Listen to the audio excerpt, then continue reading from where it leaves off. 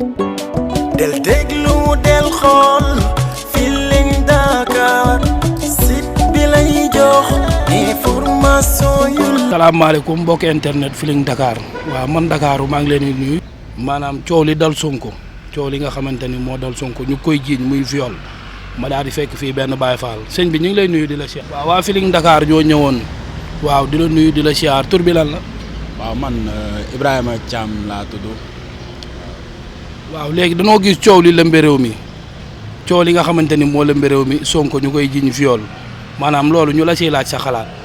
ah wax dëgg neex yàlla moom man ça fait une semaine bi ma ko gisee ak léegi bi ma ko déggee ak léegi parce que si réseaux sociaux yi laa koy xool waaye man maay nit ki nga xamante ni laata may wax dara wala di dugg ci dara yoon noonu fa ma am ci li nga xamante ni leer na ma quoi xam moo waral ba loolu noonu yëpp ma gis si net bi amul benn commentaire bi nga xamante ni bàyyi naa ko mu jógee ci man quoi waaw waaye tamit Sonko dafa nekk nit ki nga xamante ni wax dëgg neex yàlla man la moo tax ma am cofeel ci moom mooy du question moom nu mu mel ak yooyu noonu mais li nga xamante ni moom mu ngi koy wax quoi li nga xamante ni mu ngi koy wax te loolu noonu muy wax da ngay jógee ci biir xolam waaw yàgg naa ko suivre nag depuis jamono yi bu muy nekk assemblée genre bu mu nekk waayam assemblée quoi bu jëlee kàddu bu waxee waaw da nga naan kii nii am na li yàlla def ci moom quoi nañ ko nangul am na li yàlla def ci moom ñëpp xam ne gis nañ des fois da lay woon ay photo même bu fekkul réalité sax même bu fekkul du dëgg sax mais da nga koy gis mu yore kaamil gis ko mu yore téere ak yooyu noonu kon kooku noonu xam nga am na lu muy ragal digganteem ak boroomam quoi waaw am na soxna loolu laa xam ci moom du bàyyi soxnam naan mu ngi dem si xam nga mu ngi def yu ñaax fayda yooyu noonu sax laa ko mën a waxee waaye tamit benn erreur laa koy rappeler c'est moom état homme public quoi xam nga Sénégal fii yaatu na gars yi yëpp ay massage ak yooyu noonu waaye ñun sénégalais dañoo feebar quoi ñun sénégalais dañoo feebar sénégalaise maanaam dañoo feebar lan mooy suñu feebar maanaam amuñu bàmmeelu biir quoi tey say su ma nekkoon benn quelqu'un nii may dem xool benn salle de massage bi di fa dem dañ code fil day daw dañ naan temps yi day diw ñoo koy massé quoi te loolu noonu warul quoi privé la yéen loo leen sekk diw mën na fa maasé wu quand 100 ans kenn du xam ni diw fii lay maasé wu defee séance de massage am ak yooyu noonu quoi xam nga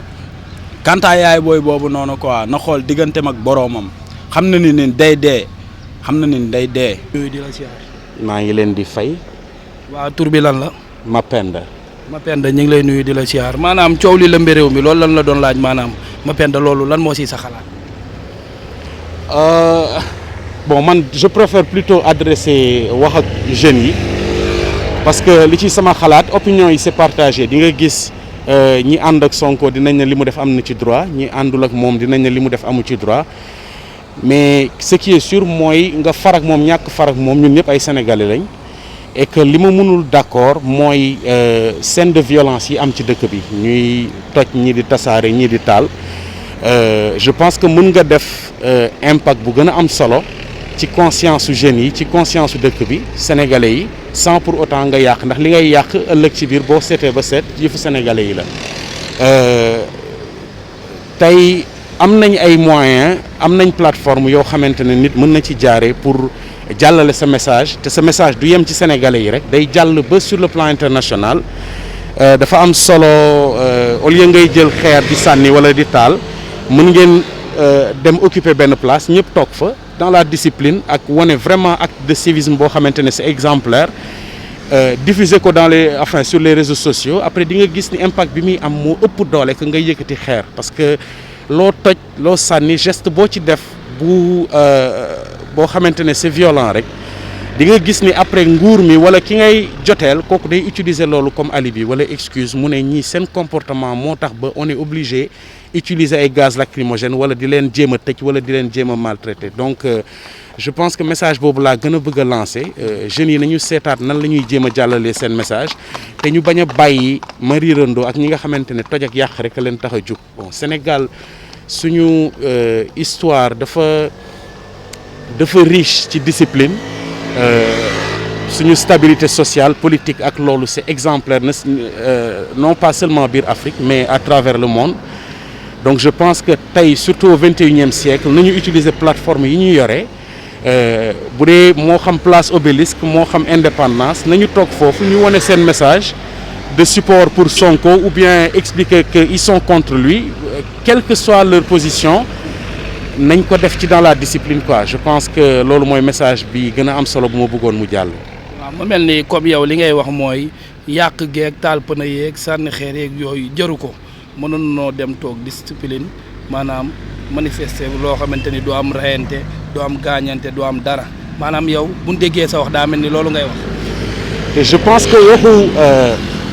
nit ñi message buy booloo la ñu war a gën a indi moo gën parce que dans la division ñun naruñu ci jëlee dara ñun sénégalais yi surtout jeunes yi nga xamante ne tey ku ne am nga yeneen yitte boo dee seet nit ñaa ngi jéem a avancé ñii ñu ngi dee ci gaal yi pandémie bi mu ngi sonal na sénégalais yi yool donc boo naree boole ci di toj yow sa dëkk li nga xamante ne ay génération ñoo ko tabax pour man dafa laaj ñu ànd ak dal peut-être waxtaan ci seen biir moo xam nga ànd ak Sonko nga man je prends pas de position damay def j'essaie de faire une analyse pertinente boo xamante ni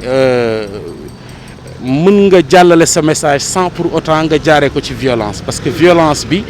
xam nga fii fenn bu fee doon tàkk tey mën na demal nga def ci dara boo jëlee safara dem song ko doo ko résoudre problème bi donc yenn saa yi mën nga am méthode boo xamante ne c'est beaucoup plus efficace te au fond nguur gi dinañu toll foo xamante ne du ñu am choix bi lu dul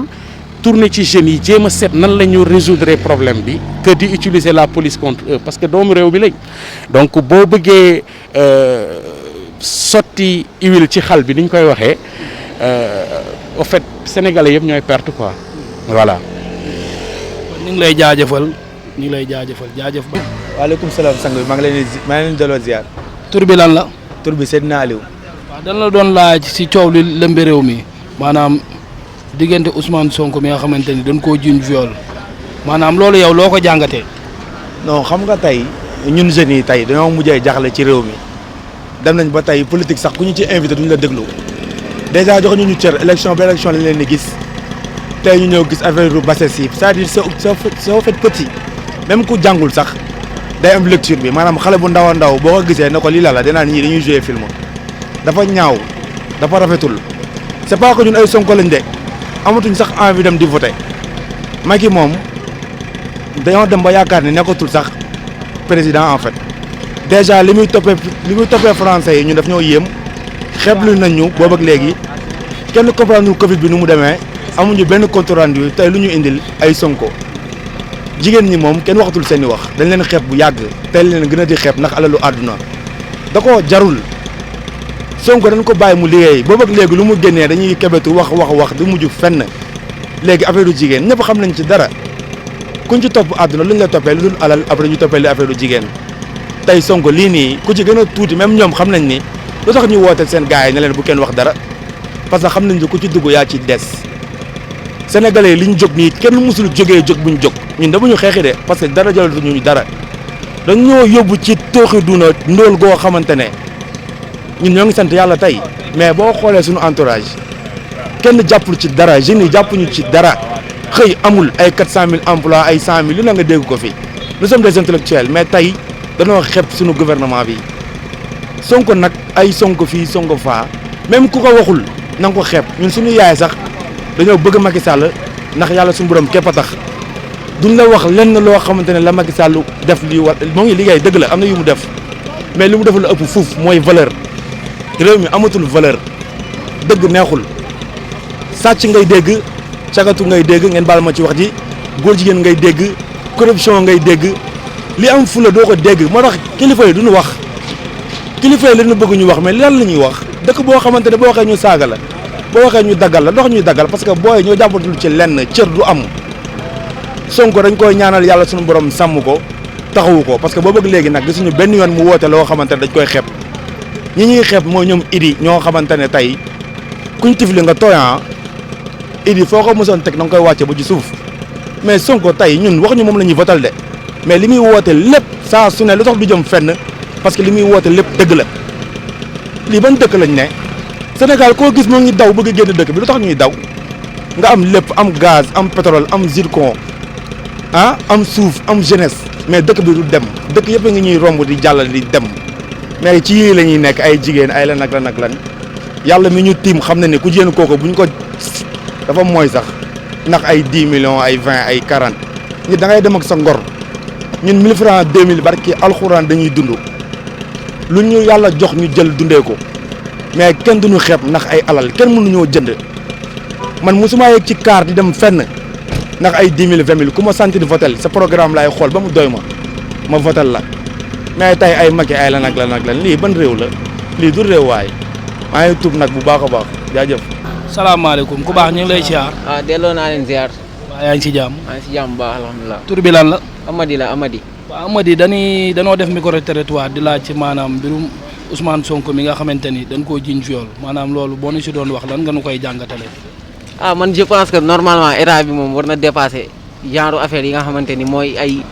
nga bëgg yow nekk seul au pouvoir te mënoo am opposant mënoo am loolu mu ci pays démocratique je pense que loolu mënul nekk donc mënuñ toog à chaque fois Ousmane Sonko rek la ñuy dégg comme si que moom rek moo nekk opposant si dëkk bi te lii boo ko xoolee sax ñëpp xam nañ ni complot la parce que à chaque fois dañ koy accuser benn affaire mais à chaque fois da siy génnaat bu ñu demee tribunal du mujj fenn procès sax du am ça veut dire que donc à chaque fois ñoom même chose rek la ñuy jéem a pour salir deru Ousmane Sonko yàq crédibilité am mais lii nii dina tax sénégalais yi gën a jàpp Ousmane Sonko parce que à chaque fois buñ ko accuser benn affaire rek da siy génnaat donc te moom ay preuves yu leer naan ñi lay indi quoi donc Sénégal war na dépasser niveau bii nii ñu toll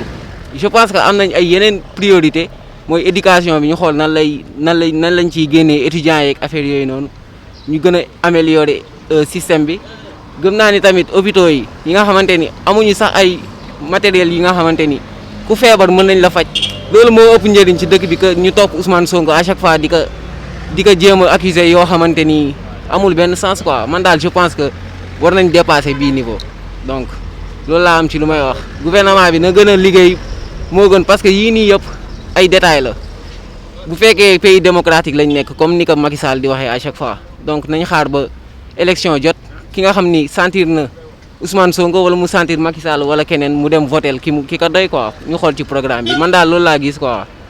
ñu ngi lay ziar ku baax. waaw delloo ziar bu baax sang bi. tur bi lan la. Babacar Cissé. waaw Babacar danoo gis li lëmbee réew mi muy waa kii Ousmane Sonko bi ñu jiiñ viol loolu lan la doon laaj maanaam yow loo si xam. donc ci affaire Ousmane Sonko bi waaw xam nga Sénégal ñun ñëpp ñoo ko bokk te kenn ku nekk rek ngëm-ngëm bi nga am rek ci ngay waxee mais man en personne gëmuma ko Ousmane Sonko man dama jàpp ne lépp affaire de politique la parce que tey dafa nekk ci yoon jàpp naa ne tey lu ne rek am na yeneen problème yoo xamante ni jiitu woon na ko ci ginnaaw yoo xam ne dañ ko doon jiiñ yooyu moom jàpp yooyu mënoon nañ ko ci téye boo xamante ni par exemple buñ ko ci téye durant buñ ko nama comme par exemple buñ ko namoon denc du yegg si fii mais tey viol bi ñu la ko jiyee xam nga déjà di nga tëdd 10 ans te élection yi bu namee ñëw 2024 day fekk Ousmane Sonko tëdd bu fekkee luñ ko jiiñ dëgg la te man dama koo gëmul dama jàpp loolu daal moo tax ma jàpp na lépp affaire de politique la te Ousmane Sonko doon na nit koo xamante ni boo ko xoolee ak caractère am nag da ngay xam ne kii am na leen loo xamante ni duul jukkoom man loolu laa jàpp gëwuma ko daal gëwuma ko waaw dama jàpp ne lépp rek mbirum politique la. salaamaaleykum ku baax ñu ngi lay nuyu. waaw maa ngi lay fay sëñ bi. tur bi lan la. waaw Baara laa tudd. Baara ñu ngi lay nuyu mais danoo gis li nga xamante ni moo lëmbe réew mi coowal Ousmane Sonko li nga xamante ni dañ koo jiñ viol dañ la doon laaj sa xalaat yow noo koy jàngatee. voilà vraiment loolu dinaa ci sawar wax bon sama jàngat bon comme ni ko sénégalais yu bëree jàngatee parce que ñun en tant que jeune dañoo am déception parce que bu ñu fàttalikoo le 25 mars 2012 peuple sénégalais bi yëpp dañoo wàccoon pour porter coalition Benno Bokk Yaakaar mu bëri woon ñu bëri si ñun ay jeunes parce que on avait soif d'un changement